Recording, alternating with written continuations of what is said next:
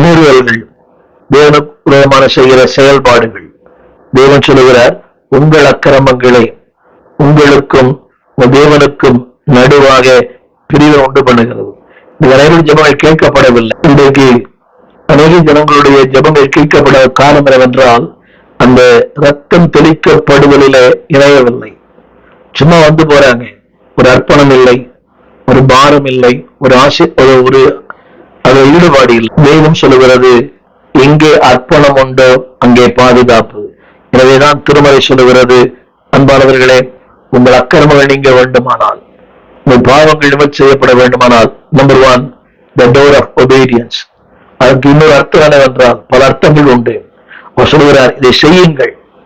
நீங்க மக்களுடைய கேள்வி ஏன் செய்ய வேண்டும், எதற்காக செய்ய வேண்டும்? தேவன் ஒன்றை சொல்லும் போது அதை கீழ்படிச்சு பாருங்க, இந்த ஆசீர்வாதம் பெரிதா இருக்கும்.